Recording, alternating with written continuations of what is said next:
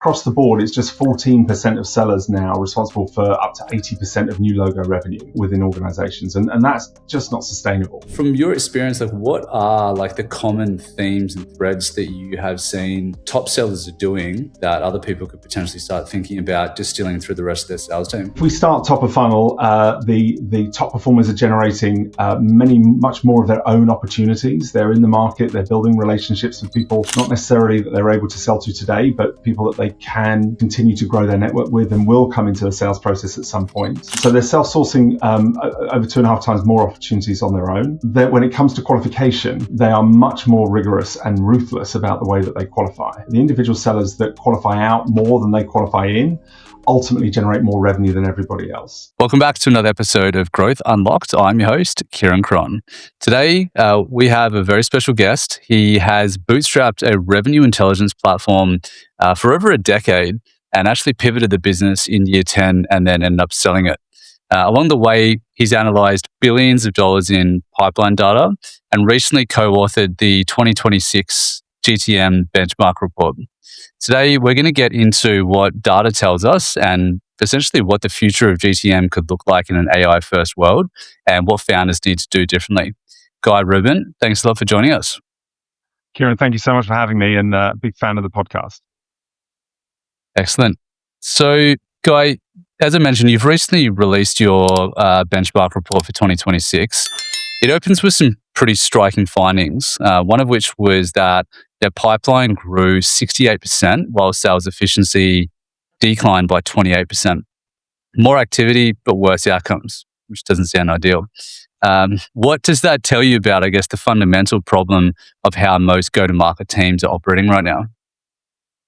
Well, really appreciate the question. The way we see this at the moment is almost a tale of two AI strategies.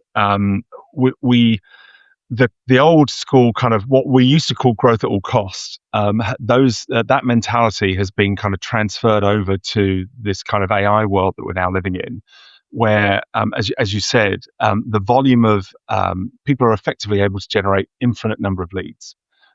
They can use AI in a kind of a brute force fashion and generate huge volumes of top of funnel activities to generate opportunities for the sellers to work on. The problem is that there's that approach without any filters, without any focus on ICP, and on a system that perhaps isn't as structured as it should have been in the first place, is going to exacerbate all the problems that you were already having. So if your team weren't qualifying very well in the first place, now they're not qualifying on much more volume. And if they had problems with late stage slippage, if they're not getting people bought into a structured close plan, if we don't understand which personas we need to be engaging with to win versus when we lose, then what happens is it's really pot luck whether the opportunities that we pick up on are the ones that are actually going to close. And even if they do close, are they the right kind of customer to sell to? Are they going to stay? Are we going to be able to land and expand with that customer? Or is it just another deal that's come through that maybe doesn't quite fit and is going to cause us a lot of pain down the line? So the majority of the market that we looked at that saw this massive leap in top of funnel opportunity creation this year, we actually have a decline in not just sales efficiency, but the revenue per seller went down over 25% for those organizations. Now, on the other side, those that are using AI to introduce rigor and process and consistency, who have done the work to understand what their top performers have been doing all this time and using AI to really introduce the consistency required to replicate that behavior.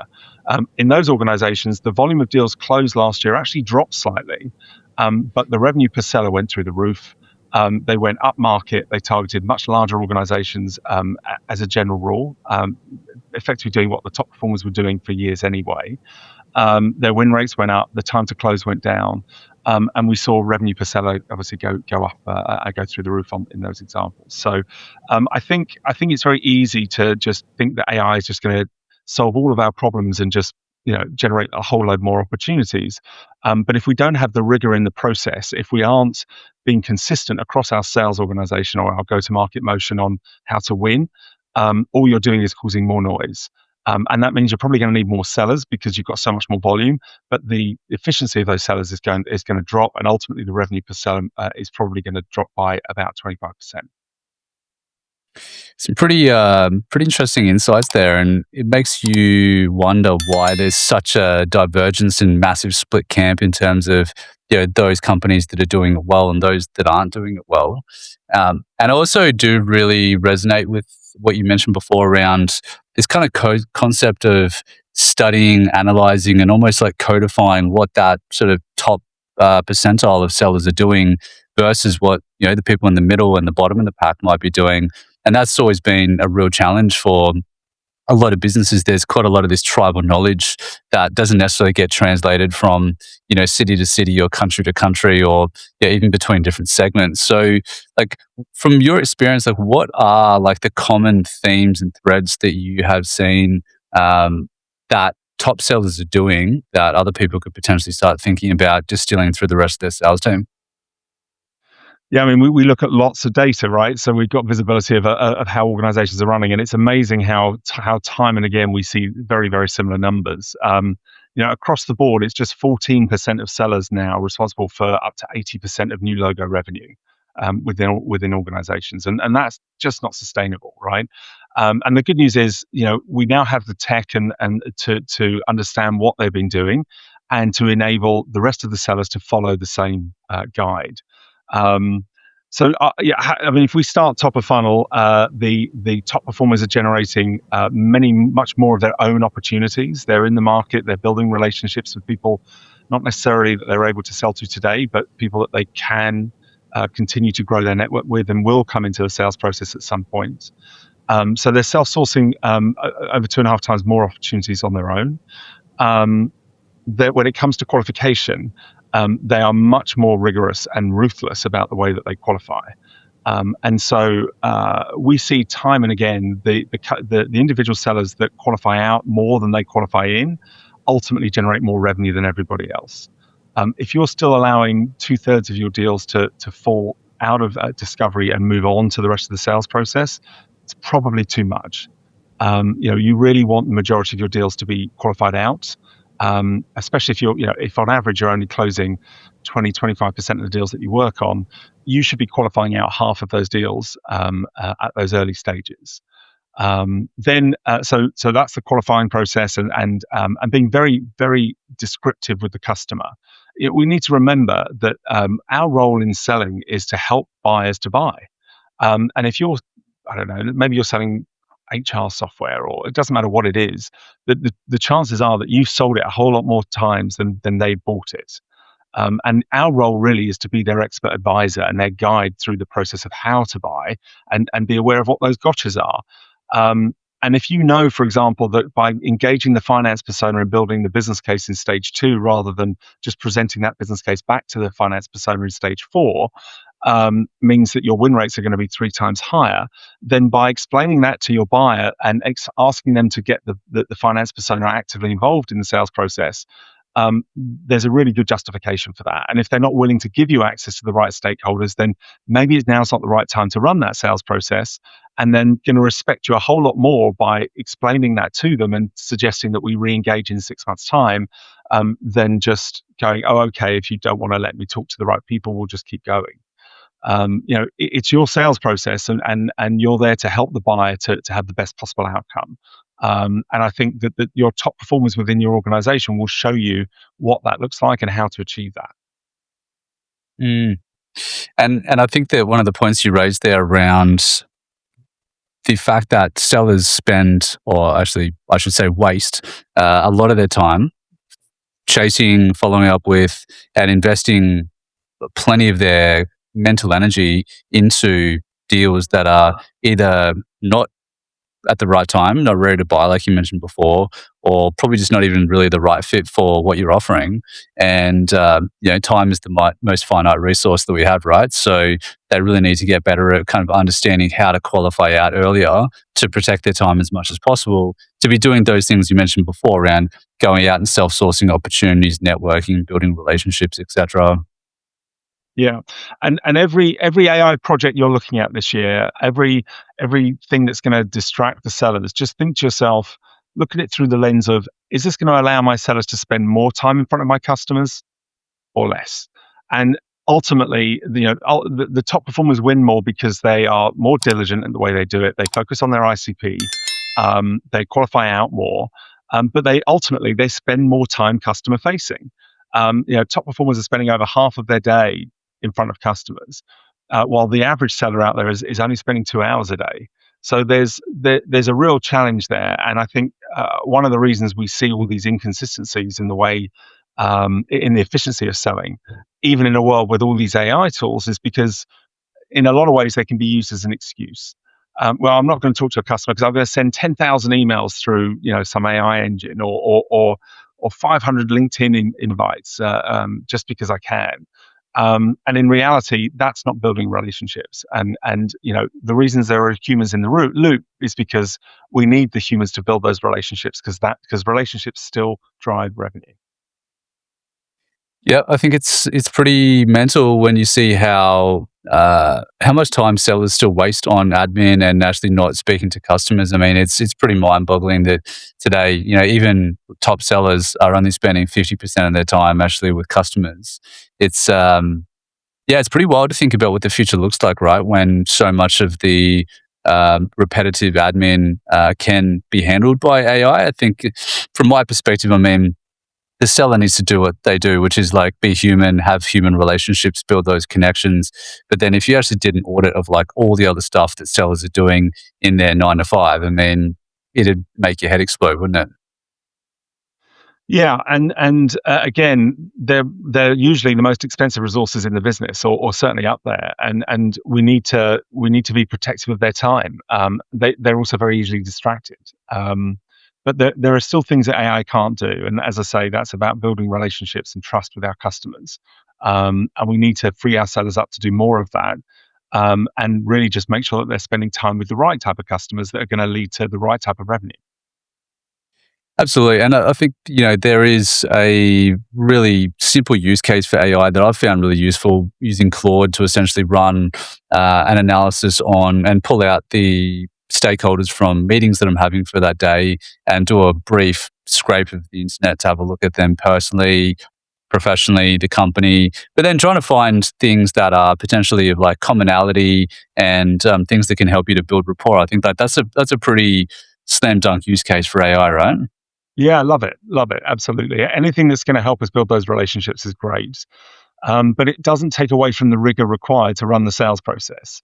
And so, while everything has changed and none of us have sold in 2026 before, the reality is that a lot of things haven't changed, right? We still need process. We still need to understand our ICP. We still need to qualify opportunities thoroughly and ruthlessly. We still need to understand how much time we should be spending in stages and which personas are going to give us the best outcomes at each stage of our sales cycle. All of these things will help us to improve what we're doing and introduce that level of consistency. But if you don't have that rigor, when you start throwing AI tools on top of it, it can cause chaos. And you can find yourself in a world with infinite number of leads, but really no process to work through them that's going to be anything more than, right, well, we'll start with the A's, and when we're done with those, we'll go to the B's. It's like, well, that doesn't really tell us, if maybe 5% of those opportunities are truly ICP, you're going to be spinning a lot of wheels. Yeah, absolutely. It's taking a bit of a sidestep, Guy. I mean, to talk a bit about Ebsta, which has been, a very amazing journey, and congratulations on what you achieved there. It was bootstrapped, I think, about 12 years ago, if I didn't get that right, and you pivoted the business about 10 years in, and then you've sold it more recently. Um, what does that journey teach you about, as a founder, I guess, how to make decisions that really kind of no report or no like real kind of course or teachings can tell you? Like, what were the kind of the biggest moments or sort of learnings that you had to go through, and how did you approach those big decisions? I think lots of lessons learned, right? Definitely an incredible learning curve, to say the least. I think more planning, more thinking before we act, could have saved a lot of pain. The pivots that we had over the years were the right thing to do, but it left us in a place where we had revenue streams that were really helpful, but turning off revenue is a hard thing to do, and so you end up having to support lots of slightly different revenue streams, and that can be quite painful. It can be quite heavy, like debt to hold on to and to keep moving forward with. So I think in hindsight, I wish I'd spent a lot more time thinking and planning rather than acting. And then we would have had maybe wouldn't have needed such investment in those pivots. But look, again, the world is very different today as it was 12 years ago. So we've gone through those changes. I think the team you put around you is everything. So yeah, how they execute and what they do is everything. So be be very cautious of the team you put around you. Be cautious of the people you go into business with. It's a marriage, right? And you need to make sure that it's with the right people. And then do more thinking and planning. And we call it the French way. You sit around a table, you open a bottle of wine, and you start talking. And when the bottle of wine is finished, you open up another bottle of wine.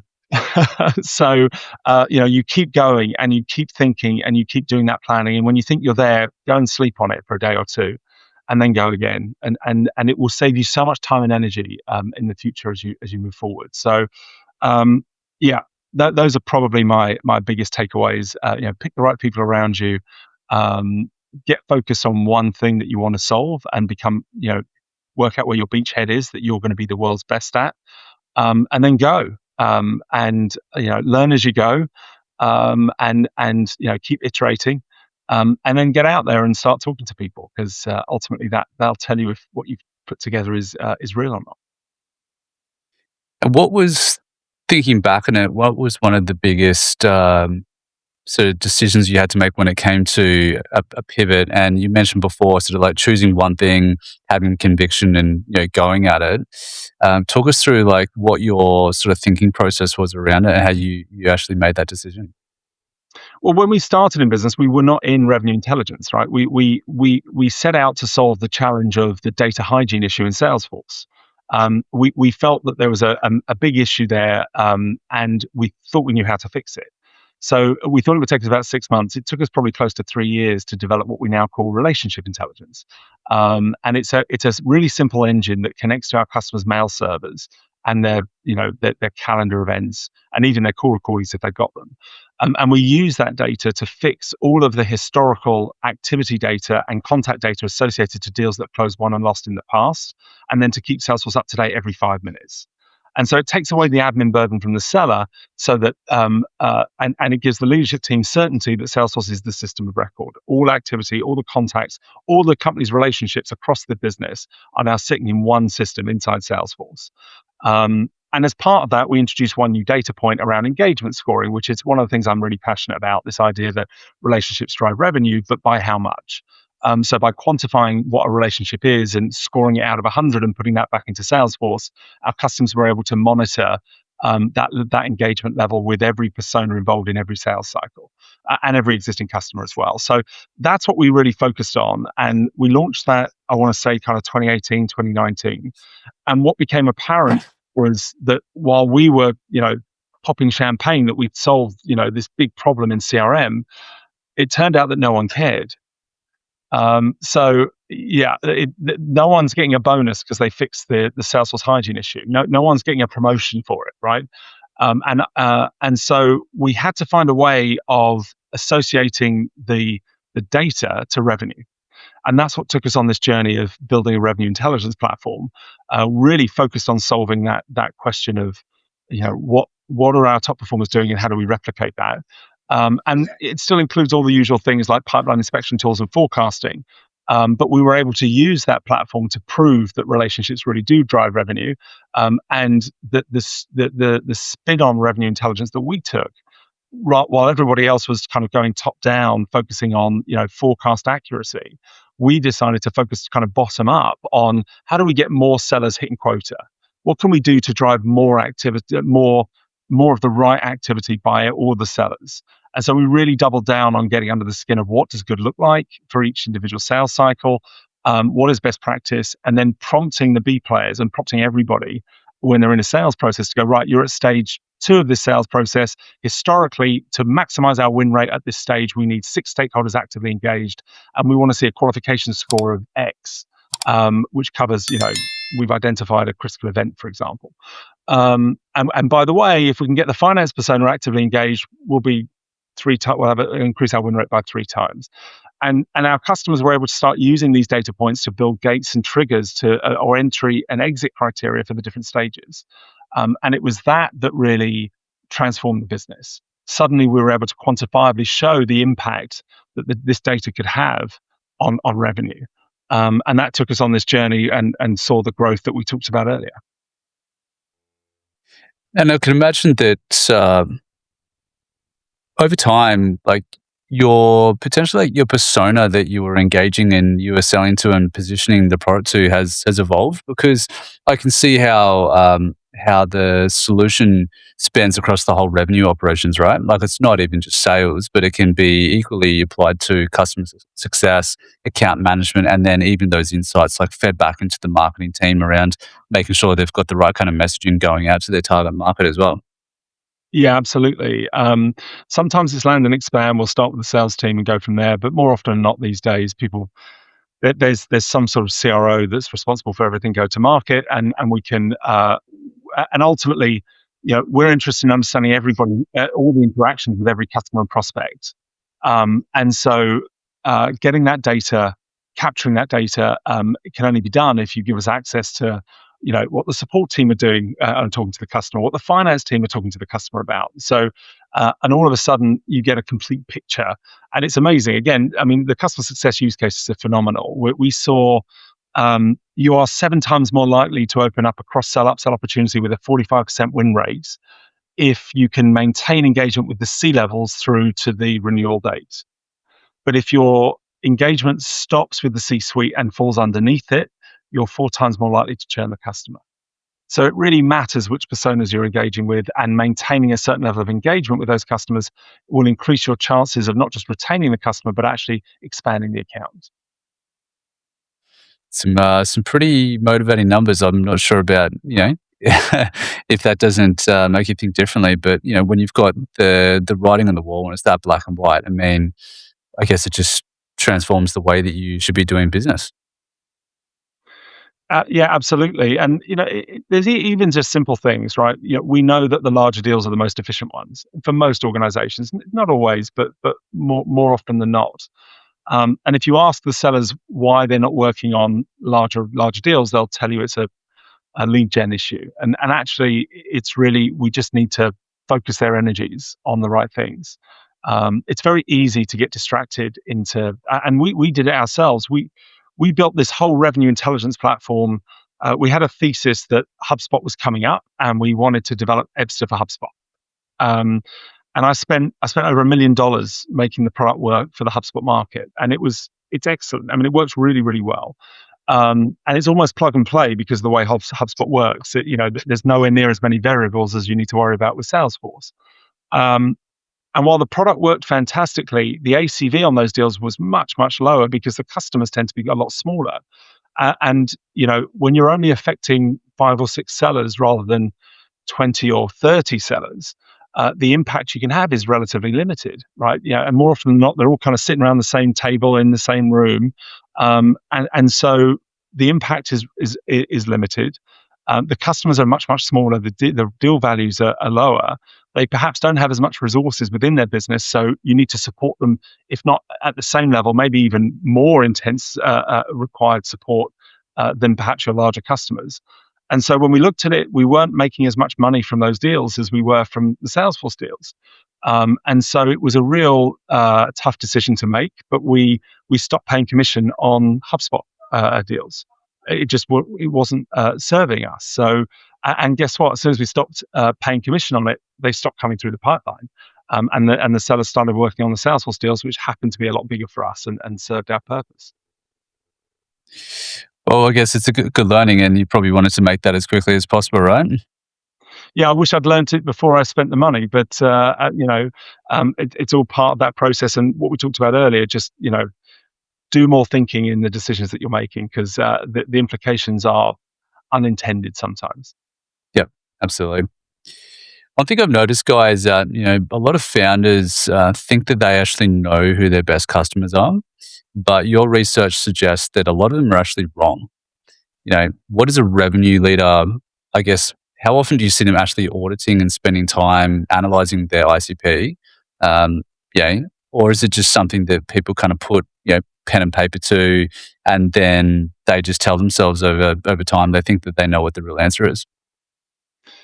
I think a lot of people get confused between TAM and ICP.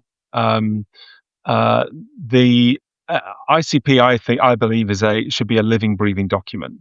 We should learn from every sales cycle, and the signals that lead to ICP can be quite granular. People start with a whole industry or a whole market, but when you get under the skin of it, you might find that actually only when a business has at a certain stage in their cycle, or they've just done a raise, or they're about to exit, or they've just replaced their CEO, or the board has got a different structure. All of these things can influence ICP. And in fact, companies should be falling into and out of ICP during the sales cycle. As we find out more about who they are, that should help us understand whether this is the right fit for us. So, in the same way that they're trying to work out if we're the right fit for them in their buying process, we should be doing the same in the sales process. And really, that work is very rarely being done consistently. And there's so much opportunity now with so much data in the market about your customers. You can really start to go, it's like an onion ICP definition. You can really kind of start to peel it back as you go. And the more information you get about what good looks like, the more laser focused you can be. And the biggest challenge is when people are spending time thinking, well, we've got so many businesses we could sell to, and the reality is that every business is slightly different. So, what are the attributes of the businesses that are able to close quickly and lead to genuine ongoing lifetime value that serves you? Maybe that's a land and expand model. So it's okay if the first deal is quite low value, as long as you've got the right process and system in place to make sure that you can deliver the value and then get the upsell and continue to deliver as you go. And in a world where we're all moving to kind of consumption-based pricing, we need to align it's no longer sufficient just to sell some seats. And as long as there's a name associated to the seat, we've done our job, right? Whether they use it or not, that's not our problem.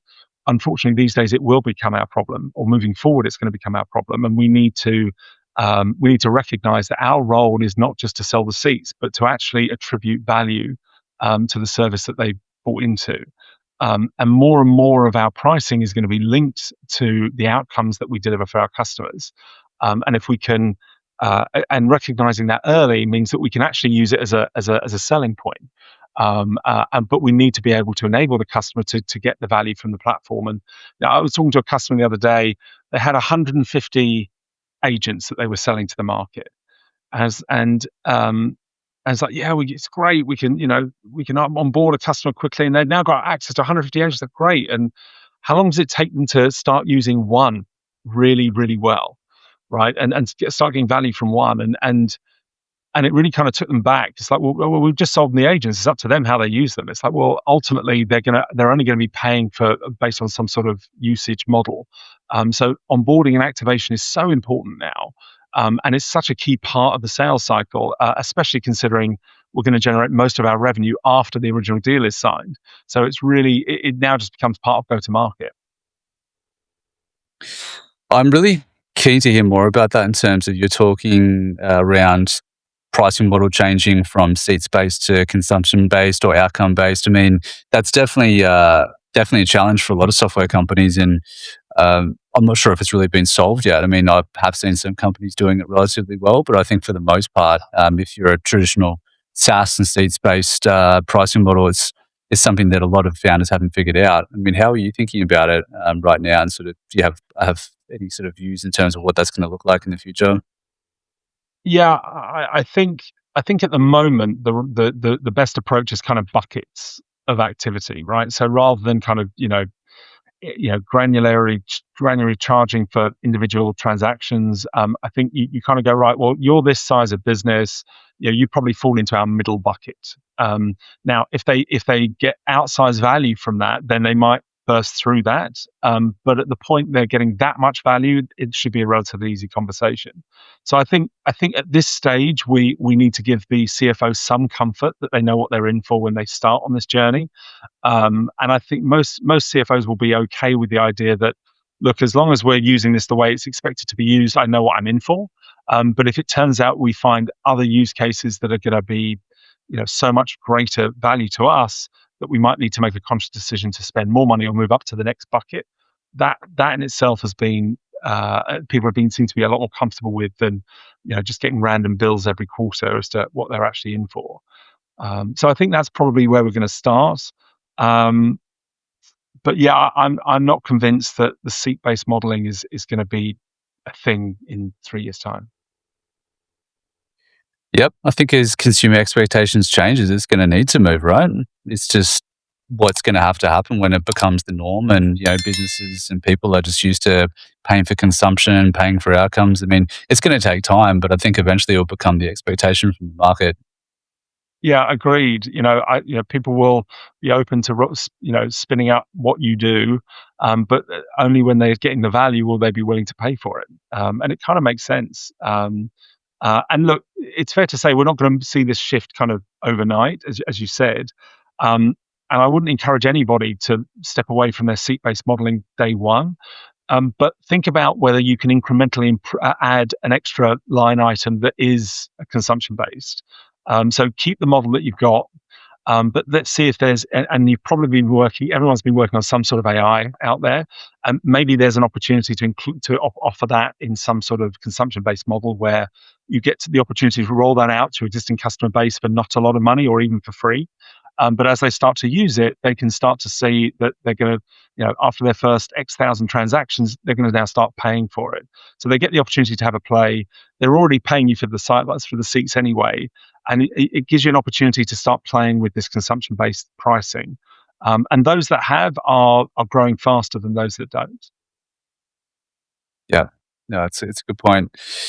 I'm really curious, Guy. I mean, I think Ebsta now Fullcast, I guess, is in this quite a unique position in the sense that you guys are consuming and bringing so much data from all these different businesses and running analysis on it. Data is kind of really the foundation of everything, particularly when it comes to go to market. And these I can see potentially, if you haven't already started doing it. I mean, I haven't been that in touch with the product for a little while, but I mean, I could see there being a massive opportunity to start to introduce agents that can kind of fulfill different functions with inside your platform, where you're giving agents access to the data to not just run analysis, but to be able to flag certain things and to kind of do things autonomously, connecting to other systems, etc. Like you mentioned, you've got access to a bunch of different tools anyway. How do you see things evolving from that front? Yeah, you're spot on. Fullcast, the leadership team at Fullcast have a stated goal to build the revenue platform for revenue leaders. And step one was to acquire a number of assets in the revenue space, and we were one of them.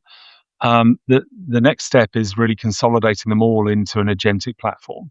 And as you say, this stuff has been well documented. You start with a data lake, and which is kind of what we were doing in the past with our relationship intelligence piece anyway.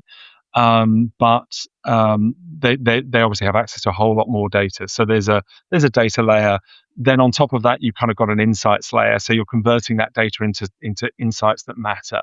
And then on top of that, you've got an agentic layer where the agents are able to become experts in all the stages of the sales process, and everything from territory planning to commissions and forecasting and pipeline inspection and so on.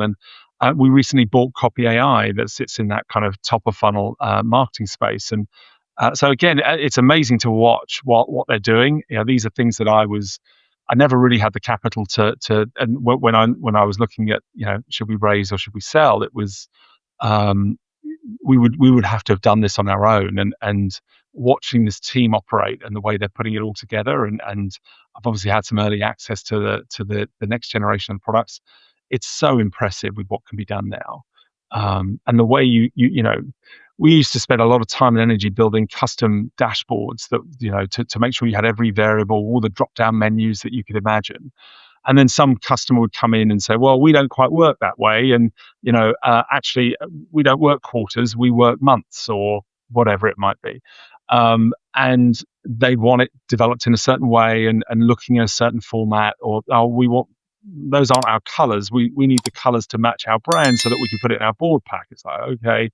And all sorts of requests. And when we at the end we had over 700 customers before the event. So um, it was always a challenge, servicing that many customers with this kind of structured approach and building these front ends. Well, now the front ends can be created dynamically, when the customers want them, and they can look and feel however they want. So as long as the data lake is in the right place and you've got access to the right data and it's being converted correctly into the right types of insights, then the way the agents are able to spin out the results and deliver you back exactly the UI and UX that you want is incredible. And honestly blown away with what can be done. And I think we're only scratching the surface. And I'm really excited about where it's going. For sure. And I think that it might not even be that people really need so much visualization or these reports anymore, right? Like if you can just get a Slack message that says, hey, we've noticed that your pipeline coverage is down to 2.4x, and yeah, it just basically is more operating as like a human would, where it's sending direct messages and emails. I mean, it's a pretty different world, right? Yeah, I agree. But one of the things that kind of hit us in the early days, one of the reasons for a lot of our success was our ability to turn quite complex ideas into pictures that others that could that an 11-year-old could understand. And I think sometimes it's really valuable to be able just to see what you're talking about, or why does it matter that my coverage is down to 2.4x, right? What has it been for the last 6 months, and how do I compare to my peers, and how much coverage do I actually need to hit my quota, and how did you make that number? Why do I need 3 times coverage to hit quota? What gave you that information, right? And being able to instantly spin out the answers to those questions, and ideally in a format that people can digest, just by glancing at it, I think is one of the art forms that we're seeing kind of come about through this transformation. Well, the old expression of a picture says 1,000 words never gets old, is it? Very true. Guy, I guess to sort of round things out, I'd be curious to hear from you. What do you think is maybe the most uncomfortable prediction that you'd make about the future of go to market that most people might not be that comfortable to hear? Okay, well now you put me in a corner where I'm just going to get quoted and beaten up about it. But I think the answer is I think 90% of enterprise level AI projects this year are going to fail. That's my prediction.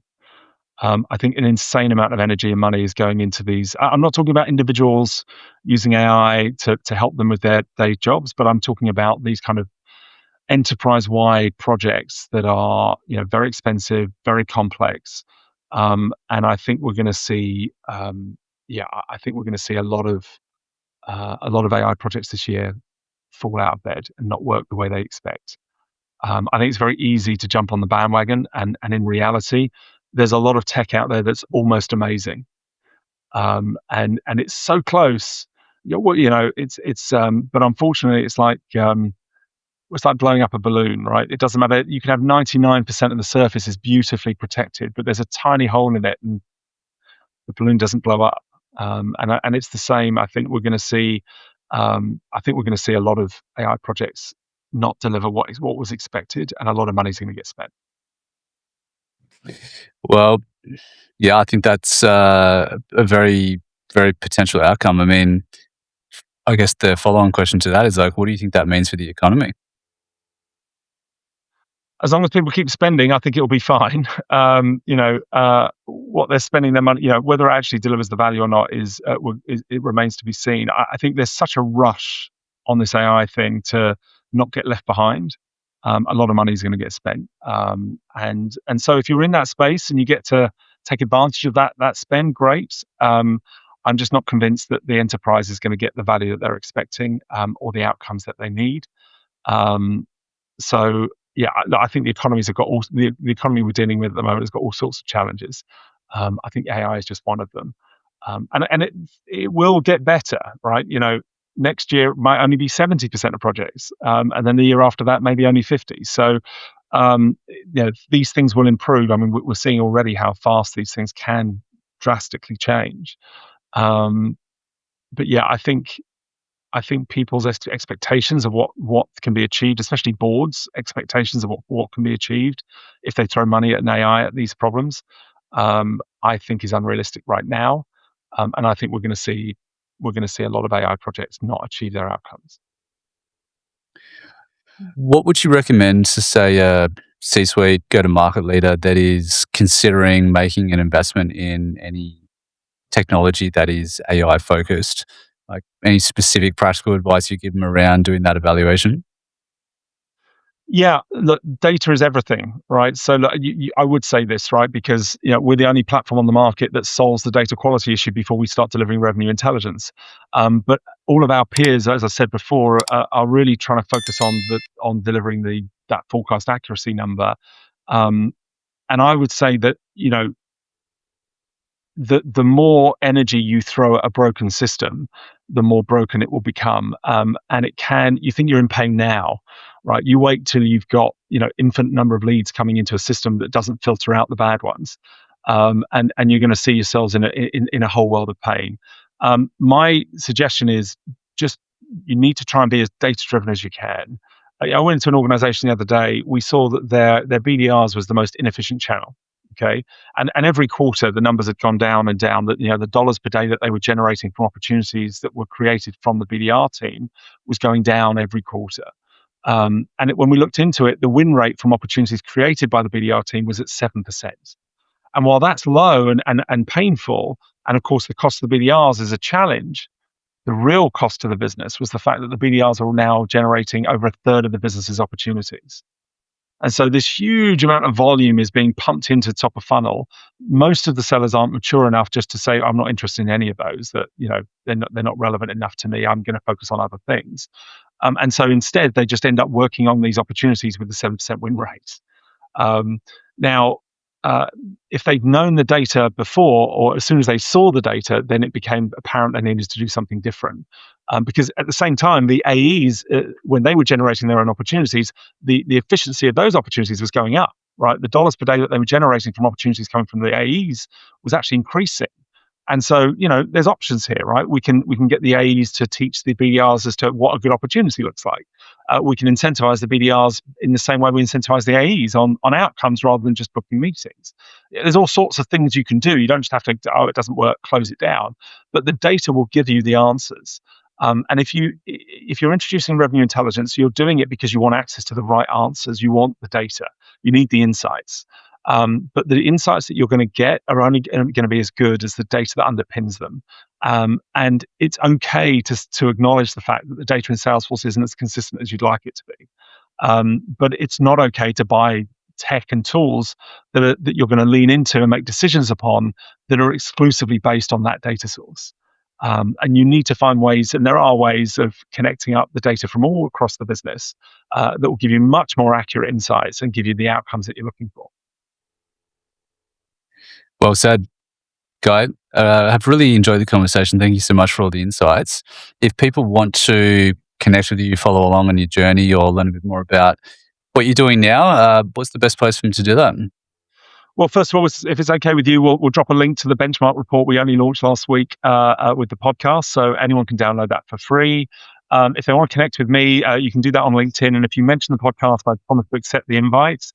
We all get inundated with lots of invites these days, so please do. I consider myself a data geek and a kind of a student of all things sales. So if you want to geek out on data and on sales data and what's going on in the space, then I'm your man. I'm happy to have those conversations anytime. So yeah, please do reach out. Perfect, Guy. Thanks a lot, and looking forward to getting this one out. Very good. Thank you for your time. Cheers. Thanks for listening to this episode of Growth Unlocked Beyond Scale. If you enjoyed the show, it would really be appreciated if you can leave a 5-star review wherever you consume your podcasts. And while you're there, why not subscribe to the channel so you don't miss any future episodes? If you'd like to learn about how to drive profitable scale in your business, gain clarity on your direction, and improve your business valuation, click the link in the show notes to connect with Kieran.